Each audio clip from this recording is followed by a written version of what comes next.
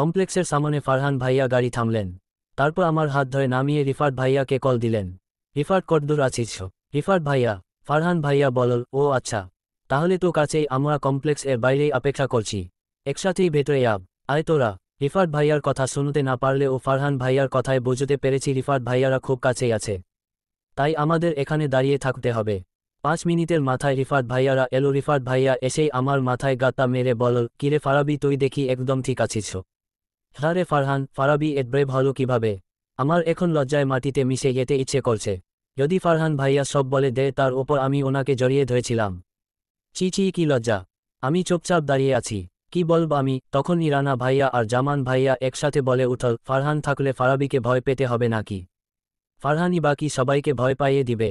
আর তাছাড়া আমাদের ফারাবি বেশ সাহসী, ও কিছুতেই ভয় পায়নি, তাই না ফারাবি?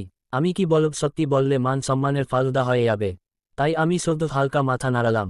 দেখলাম ফারহান ভাইয়া আমার দিকে তাকিয়ে একতা হাসি দিলেন। এর অর্থ আমি একত সাহসী তা ফারহান ভাইয়া খুব ভালো করেই জানে, ইয়া বাকিরা জানে না। তারপর সবাই কথা বলতে বলতে কমপ্লেক্স এর ভেতরে ঢুকলাম। লিফট দিয়ে এই কমপ্লেক্স এর সর্বোচ্চ তলা 18 তলাতে উঠলাম। কিন্তু এই পার্টিটা কিসের জন্য তা এখনও আমি জানি না। কিছুক্ষণ চুপচাপ থাকলাম, তারপরই সবাইকে ডিনার এর জন্য ডাকা হলো এবং বলা হলো ডিনারের পর সব কিছু ঘোষণা করা হবে। কিন্তু কিসের ঘোষণা, আমি তো কিছুই বোঝাতে পারছি না। সব কিছুই আমার ধরা ছোঁয়ার বাইরে হচ্ছে। আজকের সব কিছুই এলোমেলো ধাত। ডিনারের জন্য রুফটপে নেওয়া হলো। আমি হয়ে আছি। আমি অনেকগুলো রুফটপ রেস্টুরেন্টে গিয়েছি, কিন্তু এই রুফটপ রেস্টুরেন্টটা সম্পূর্ণ আলাদা। সব আধুনিকতার ছোঁয়া রয়েছে এতে, সাথে প্রাকৃতিক সৌন্দর্যেরও কিছু কম নেই। ডেকোরেশনটা অসম্ভব সুন্দর।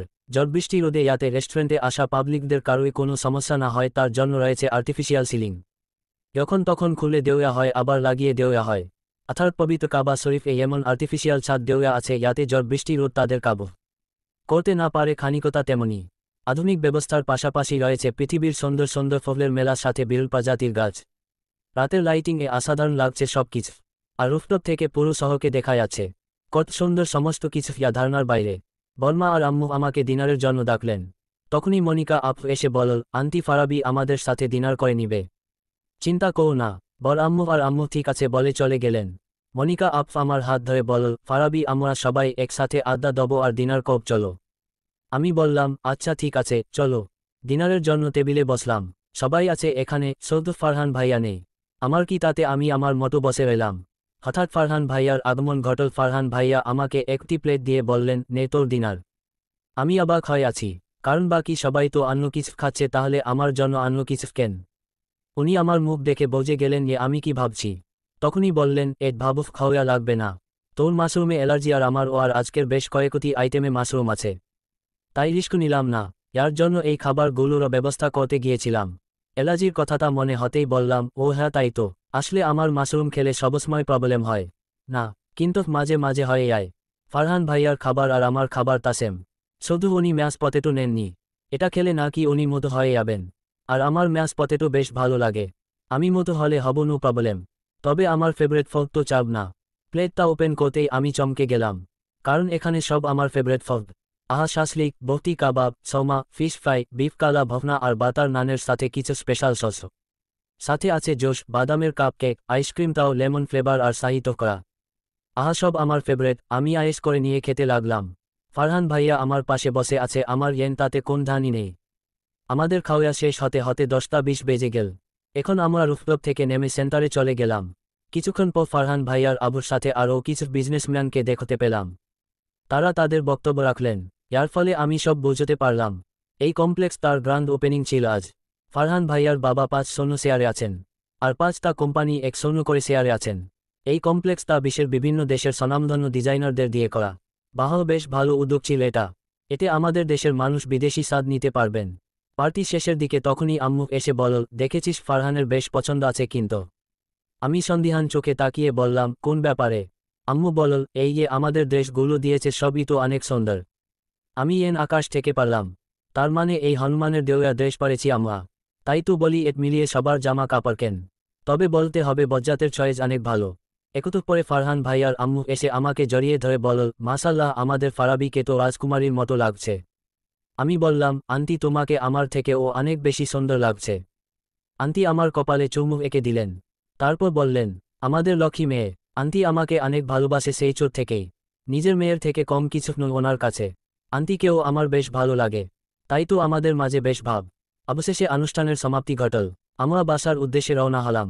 তখনই ফারহান ভাইয়ার ডাকে আমার ঘুম ভাঙে।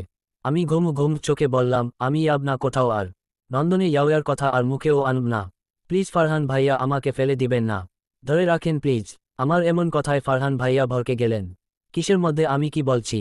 ফারহান ভাইয়া আমার রুমমেথায় দাঁড়িয়ে আছেন, তারপর আমার মুখে এক গ্লাস পানি চড়ে দিলেন। আমি ধর্মুড়িয়ে উঠলাম, তারপর দেখতে পেলাম ফারহান ভাইয়া দরজার মাঝে পিঠ ঠেকিয়ে পকেটে হাত দিয়ে দাঁড়িয়ে আছেন। আমি সবটা বোঝার চেষ্টা করলাম, কিছু একতা খেয়াল করেই সাথে সাথে ওড়না জড়িয়ে নিলাম। উফ, আমার মাথাটা এখনও জিম ধরে আছে। দুপুরে খেয়ে পাতে বসেছিলাম কারণ ফারহান ভাইয়া বিকেলে পাড়াতে আসবেন, আর আমি সেই পূর্ণ স্মৃতিতে ডুবে গিয়েছিলাম আর সাথে সাথে ঘুমিয়ে পড়েছিলাম। এখন কি হবে? আমি এ পড়া কমপ্লিট করিনি। আমি কি কব এখন? উনি কি আমায় আবার বকা দিবেন? সব কিছু ভেবে চৌপসে গেলাম, কি করার আছে আমার আর? আমি সব সময়ের মতো নিরুপদর্শকের ভূমিকা পালন করলাম। কিছুক্ষণ পর ফারহান ভাইয়া বললেন, ঘুম হয়েছে তোর? আমি মাথা জাকিয়ে বললাম, ঘুম হয়েছে। মাথা নিচু করে আবার বললাম, আম সরি স্যার। ফারহান ভাইয়া ঈষৎ নিচু হয়ে বললেন, কেন? আমি মাথা নিচু করেই বললাম, আমি পারা কমপ্লিট করতে পারিনি। ফারহান ভাইয়া কিছু বললেন না, আর আমি মাথা নিচু করেই আছি। কিছুক্ষণ পর ফারহান ভাইয়া বললেন, আচ্ছা সমস্যা নেই। আমি চুপ করেই আছি। তিনি আমাকে বকা দিলেন না নাকি এটা ও একতা স্বপ্ন? ফারহান ভাইয়া জানালা দিয়ে বাইরে তাকিয়ে বললেন, তুই যমুনাতে যাওয়ার কথা ভাবছিলি? খুব ভয় পেয়েছিলি না রে? কিন্তু সেই দিনগুলো অনেক সুন্দর ছিল, সব কিছুই সাজানো গল্পের মতো। কিন্তু এখন সব পানসে হয়ে গেছে, কেমন তিক্ততা এসেছে। আমি ওনার কথা কিছুই বুঝলাম না। উনি দীর্ঘশ্বাস ফেলে আমাকে পুনরায় বললেন, আচ্ছা শুন, আর মাত্র 2 মাস পর পরীক্ষা, পড়াশোনা কমপ্লিট করতে হবে তো, তাই না? এভাবে করলে চলবে না, সুন্দর করে সব কমপ্লিট করবি, ঠিক আছে? আমি হা হয়ে আছি। আজকে উনি আমাকে অনেক ঠান্ডা মেজাজে পাড়া বোঝালেন, তারপর কিছু পাড়া দিয়ে চলে গেলেন। আমিও ভেবে নিয়েছি আজ থেকে মন দিয়ে পড়াশোনা করব।